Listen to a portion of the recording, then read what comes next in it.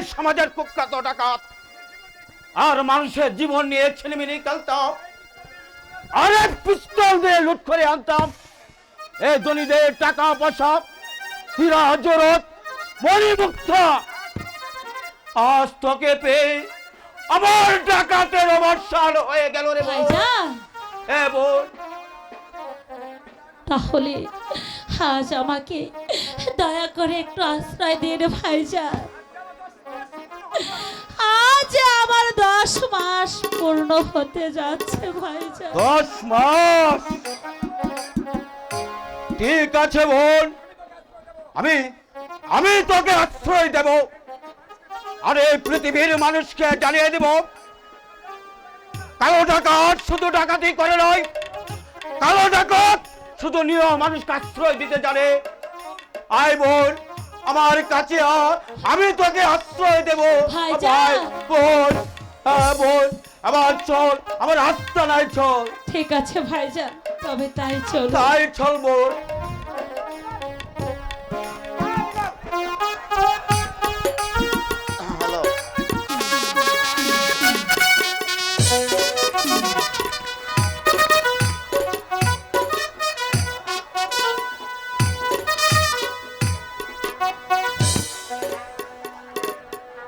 ওঝিরে আজম, আদেশ করুন জাহাপনা। আমার মনে হয় ও ছেড়ে তাজ পড়ে একটি কাল বৈশাখীর ঝড় বয়ে যাচ্ছে। তাই তো কাফের কর্ণদেবের অত্যাচারে হাজার হাজার তাজপুরের নির্যাতিত প্রজাগণ আশ্রয় নিচ্ছে আমাদের গাজীপুরে। কিন্তু শেহজাদা ফিরোজ এখনো ফিরে এলো না যে উজির সাহেব। আমারই মনে হয় শাহজাদা আজই ফিরে আসবে জাহাপনা। তাজপুরে মানে কোনো শক্তি নেই যে শাহজাদা আটকে রাখতে পারে। তারপরে যদি আটকে রাখে তামাম তাজপুরে আমি আগুনে ধরিয়ে দেব। তাই করবেন উজির সাহেব, তাই করবেন। আমি ফিরে এসেছি আব্বা হুজুর। এসেছো পুত্র, এসেছো। ভালো ভালো ভালো পুত্র, কি সংবাদ? রমাকান্তের মেয়ে সতীকে তুমি ফিরে আনতে পেরেছো পুত্র? হ্যাঁ আব্বা হুজুর, আমি পিস্তল দেখে কর্ণদেবের গোপন কক্ষ থেকে সতী দেবীকে উদ্ধার করে পৌঁছে দিয়েছি তার পিতার কাছে আব্বা হুজুর। সাব্বাস পুত্র, সাব্বাস। এই তো আমি চাই, তুমি আমার উপযুক্ত পুত্র বটে। তারপর বলো আমার ফরমানের কি সংবাদ? আব্বা হুজুর, এই হিন্দু কাফের বলেছে রাজকর সে দেবে না, প্রয়োজন হলে আমাদের সঙ্গে যুদ্ধ করবে। এত বড় সাহস! অসহ্য, অসহ্য, অসহ্য! সামান্য একটা রাজ্যের অধীশ্বর হয়ে সে আমার সঙ্গে যুদ্ধ করতে চায়, সে আমার সঙ্গে যুদ্ধ করতে চায়। এ কথা শুনে তুমি কাঠের পুতুলের মতো দাঁড়িয়ে দাঁড়িয়ে শুনলেন। তুমি তাকে হাত পা বেঁধে টেনে হেসে আমার কাছে নিয়ে আসলে না কেন? আপনার আদেশ ছিল না বলে আব্বা হুজুর আমি অপমান গায়ে মেখে আমি ফিরে আসতে বাধ্য হয়েছি আব্বা হুজুর। আদেশ, আদেশ, আদেশ! একটা গাজীপুর রাজ্যের যুবরাজ সে তার পিতার আদেশের অপেক্ষায় থাকবে। উজির সাহেব, আদেশ করুন জাহাপনা। আপনি সৈন্য সামন্ত প্রস্তুত করুন। আজ এই মুহূর্তে এক্ষুনি আমি যুদ্ধে যাব। আমি প্রয়োজনে গাজীপুর আক্রমণ করব। আমি তাই করবো জাহাপনা, আমি তাই করবো। আমি সেই হিন্দু কাফের কর্ণদেবকে উচিত শিক্ষা দেবো জাহাপনা। আপনি ঠিক বলেছেন উজির সাহেব, আপনি ঠিক বলেছেন। এই হিন্দু কাফেরকে আমি এমন শাস্তি দেব যা দেখি তাম তাজপুরের জনগণ কোনোদিন আর যুদ্ধ করতে সাহস না পায়। আমি সেই যুদ্ধে অংশ করতে চাই জাহাপনা। কে তুমি যুবক, তোমার পরিচয় কি? সত্য পরিচয় দাও আব্বা হুজুরের কাছে। আমার নাম নিমাই চাঁদ। আমি কর্ণদেবের নির্যাতিত প্রজা। আমি সেই বেদবের উপর চরম শাস্তি নিতে চাই। সে কি ক্ষতি করেছে তোমার যুবক? জাহাপনা, বেঈমান খণ্ডদেব আমার বাগদাদা সতীকে হরণ করে আমার মুখে আগুন জ্বালিয়ে দিয়েছে। তোমার মুখে আগুন জ্বালিয়ে দিয়েছে। হ্যাঁ, জাহাপনা, আমার বুকে আগুন জ্বালিয়ে দিয়েছে। যুবক, তুমি যা বলছো তা কি সত্যি বলছো? আর মিথ্যে অভিযোগ যদি নিয়ে আসো তাহলে তোমার শাস্তি হবে ভয়ানক। মিথ্যা অভিযোগ নিয়ে আমি জাহাপনার কাছে আসিনি। যুবক, জাহাপনা, তোমার মুখের কথাই যদি সত্যি হয়ে থাকে তাহলে আমি তোমাকে আজ এই মুহূর্তে করব আমার রাজ্যের প্রধান সেনাপতি। আর যদি মিথ্যা হয়ে থাকে তোমাকে করব আমি বন্দী। যুবক, জাহাপনা, এই নেন জাহাপনা, আমার হাতিয়ার তার হাতে তুলে দেন। যুবক, জাহাপনা, তোমার চোখে মুখে কথায় আমি যা শুনেছি, আমি যা বুঝেছি তা দেখে আমি সত্য মনে করছি। এই মুহূর্তে তুমি গ্রহণ করো আমার এই শাহী তরবারি। আজ থেকে তোমাকে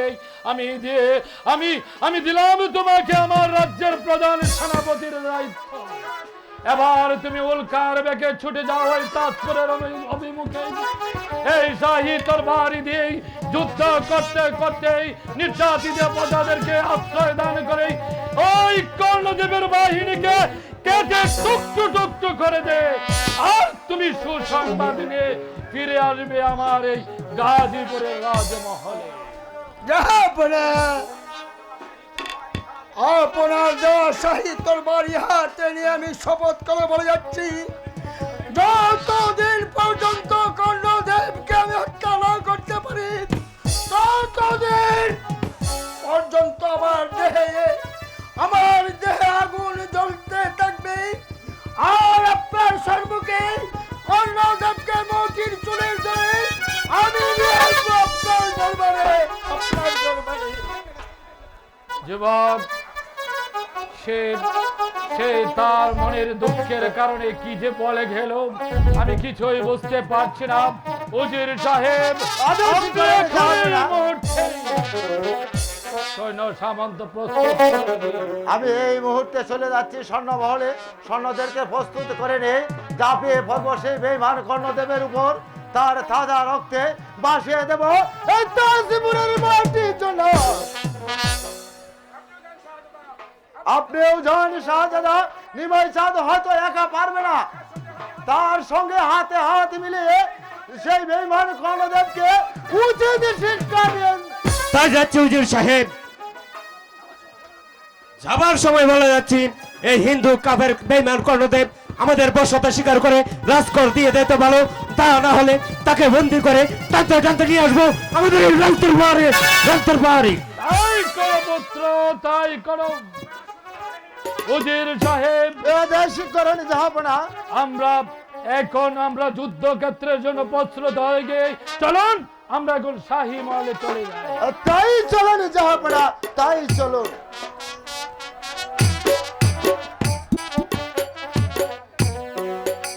বাহ, কি সুন্দর ফুলের বাগান, কত নানা রঙের ফুল ফুটে আছে।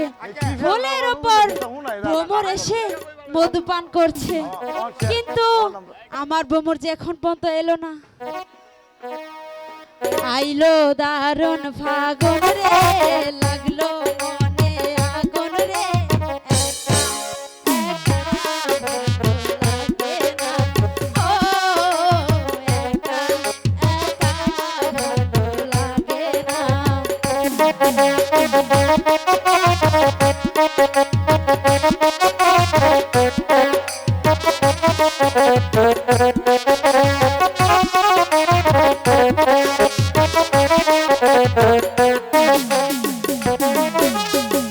বনে বনে ফুলের মেলা, ভ্রমর করে খেলা,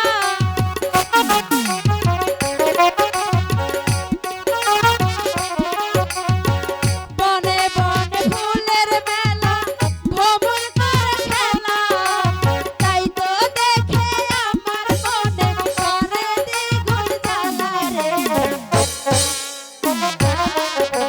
লাগে না, ও একা একা ভালো লাগে না।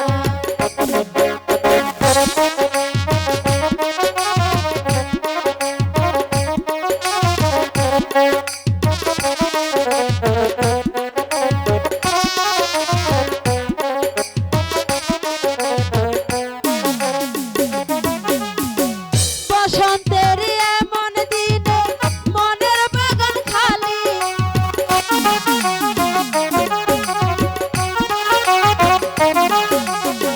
বসন্তের এমন দিনে মনের বাগান খালি, কোথায় গেলে পাবো বলো আমার সুন্দর মনে, একা ভালো লাগে না, ও একা একা ভালো লাগে না। আইলো দারুণ ফাগুন রে, লাগলো মনে আগুন রে, একা ভালো লাগে না, ও একা একা ভালো লাগে না। মালা, মালা, তুমি এখানে? আর আমি তোমাকে খুঁজতে খুঁজতে আমি পাগল হয়ে গেলাম। কেন চিত্রদা, আমাকে আবার কি প্রয়োজন? মালা, আমি যে তোমাকে আমার মন প্রাণ দিয়ে ভালোবেসে ফেলেছি মালা, তাই তো আমি তোমাকে না দেখে আমি যে পাগল হয়ে যাই মালা। আমিও তো তোমাকে ভালোবাসি চিত্রদা। মালা, হ্যাঁ, কিন্তু কিন্তু কি মালা? তোমার পিতা কি আমাদের ভালোবাসা মেনে নিবে? তোমার পিতা যদি মেনে নেয় তাহলে আমার পিতার বাধা আমি মানব না। চিত্রদা, তবু যে আমার ভয় হচ্ছে। কোনো ভয় নেই মালা, তুমি তুমি শুধু আমাকে একটিবার কথা দাও। চিত্রদা, আমি তোমাকে কথা দিলাম, আমার জীবনে যত বাধা আসুক না কেন আমি তোমাকে কোনোদিনও ছেড়ে যাব না।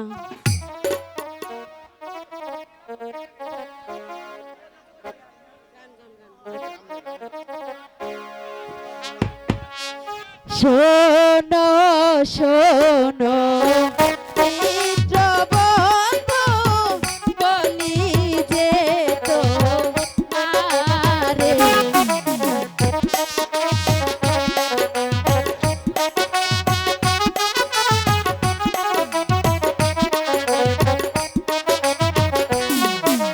শোনো শোনো প্রাণের বন্ধু, বলি যে তোমারে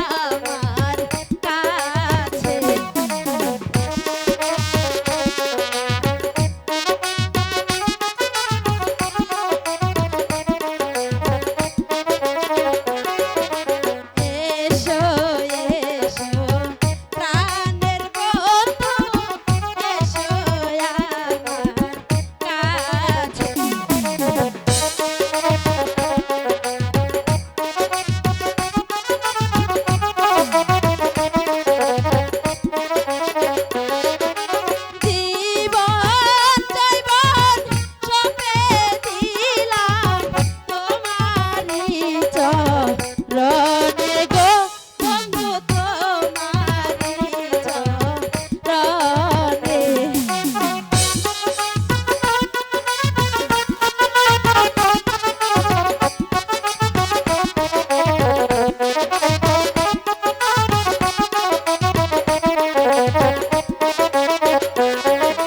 জীবন দৈবন সবে দিলাম তোমারি চরণে গো বন্ধু তোমারি চরণে।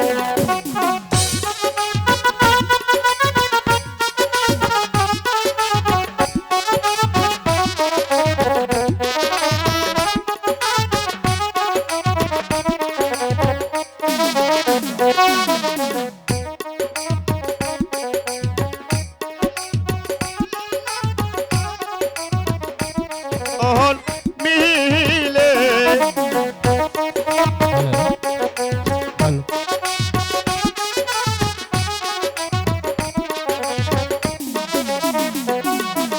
প্রেম সাগরে কেহব কেলা আমরা দুজন মিলে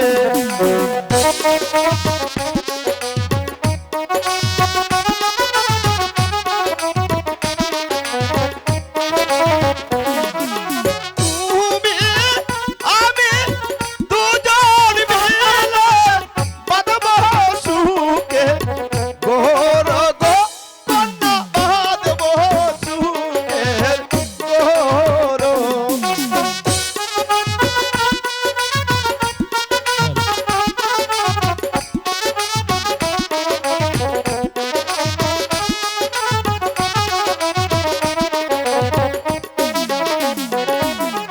তুমি আমি দুজন মিলে বাঁধব সুখে গোর গো কন্যা বাঁধব সুখের গোর। বন্ধু তোমারি পরশে জীবন আমার গো ধন্য হলো।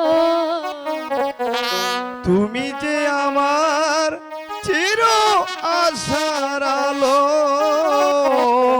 তুমি যে আমার চির আশার আলো।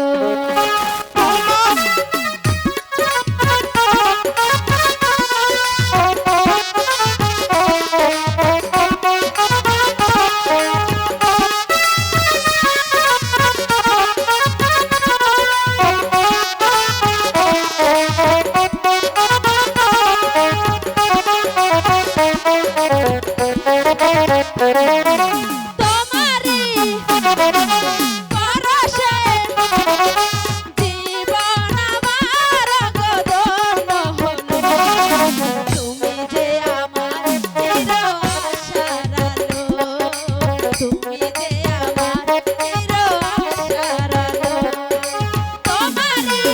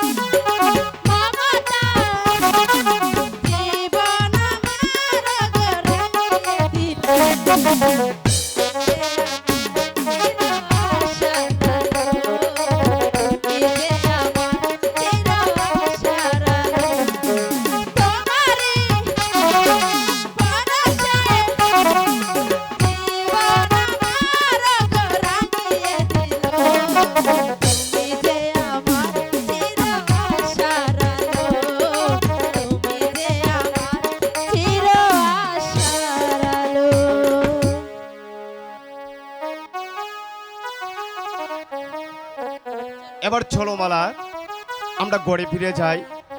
তাই চলো বন্ধু, তাই চলো। তোমারি পরশে জীবন আমার গদন্য হলো, তুমি যে আমার চির আশার আলো, তুমি যে আমার চির আশার আলো।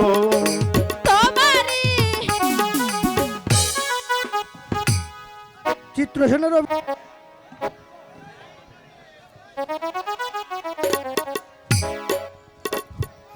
মা, মাগো তুমি কাঁদছো কেন মা? তুমি কাঁদছো কেন মা?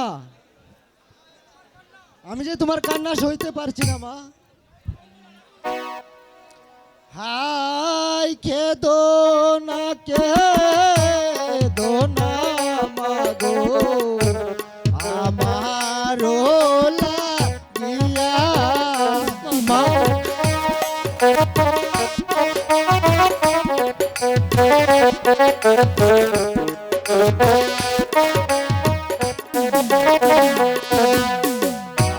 আই খেদো না, খেদো না মাগো, আমারো লাগিয়া।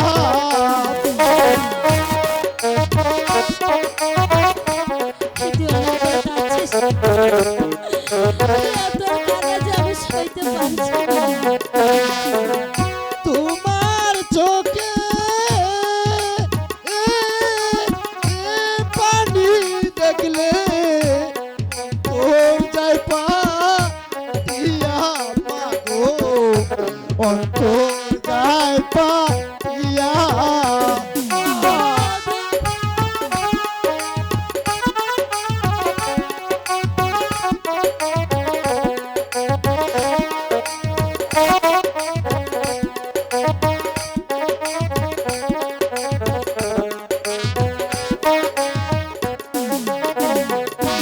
তোমার চোখে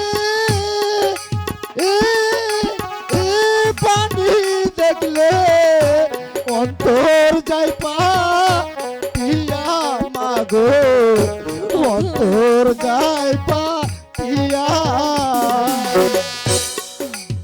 মা, মাগো মা, তুমি আর একবারও খেদো না মা।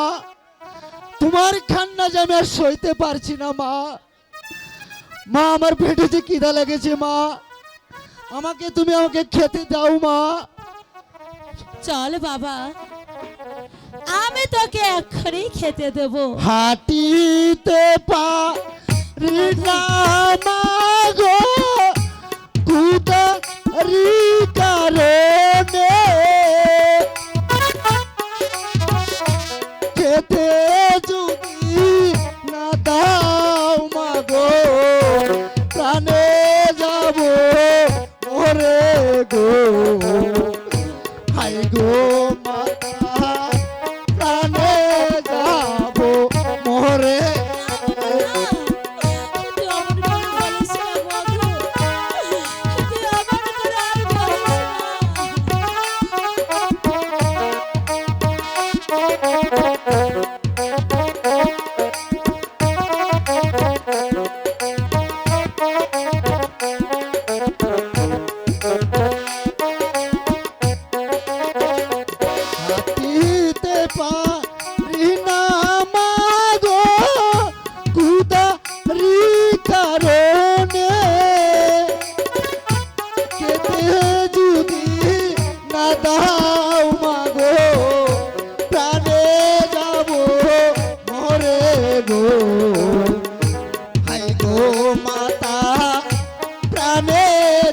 যাব মোরে। না বাবা মধু, তুই তুই এমনি ভাবে আর কাঁদিস নে বাবা। আমি আমি এক্ষুনি তোকে খেতে দেব। চলে আয়, চলে আয় তুই আমার সঙ্গে। চলো চলো মহাজরণী, ডাকি যে তোমারে, তোমার হাতে খানাকে পরাণ জুড়াইব গো, হাই গো মাতা পরাণ জুড়াই